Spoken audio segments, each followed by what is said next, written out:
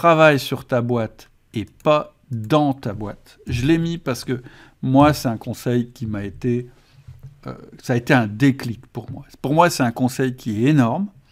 Et je vois fréquemment des chefs d'entreprise ou des managers de haut niveau, ou qui sont censés être de haut niveau, qui sont en train de travailler dans leur boîte, c'est-à-dire qu'ils sont en train de faire le travail de leurs collaborateurs, c'est-à-dire qu'en fait, ils sont le super commercial de l'équipe ou de la boîte, ou le super commercial de la boîte, ou le super gestionnaire de la boîte, etc., etc. Et donc, ce qu'ils sont en train de faire, c'est qu'ils sont le nez dans le guidon, et ils sont en train de faire les choses à la place de leurs collaborateurs.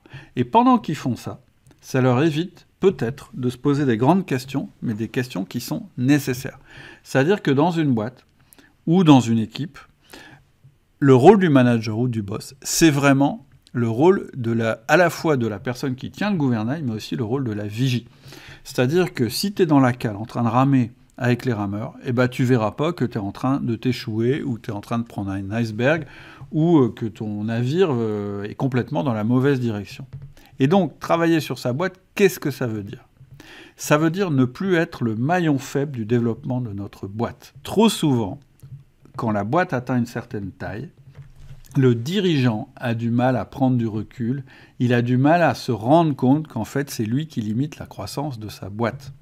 Alors, comment on fait pour ne plus être le maillon faible, pour développer donc l'autonomie de nos collaborateurs, pour éviter ce que j'appelle l'autorité de compétence, j'en parle souvent, c'est celle qui consiste à être l'expert de l'équipe et donc à rendre tout le monde dépendant de notre propre compétence.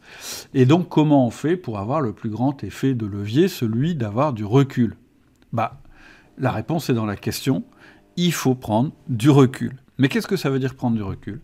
Ça veut dire cultiver l'absence.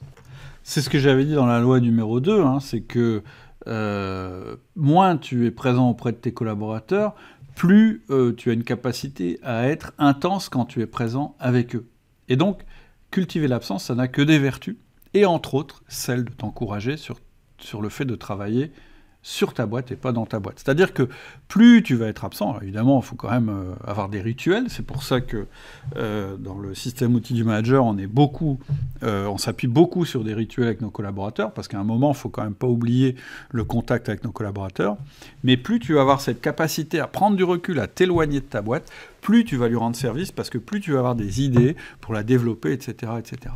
Et pour avoir une bonne vision de quelque chose qu'on observe, il faut le regarder d'assez loin. Donc, travaille sur ta boîte et pas dans ta boîte. J'espère que cet extrait vous a aidé et vous a intéressé. Pour accéder à la version complète, il vous suffit d'aller sur votre application de podcast, de vous abonner à Outils du Manager et de rechercher le podcast portant le numéro de cet extrait.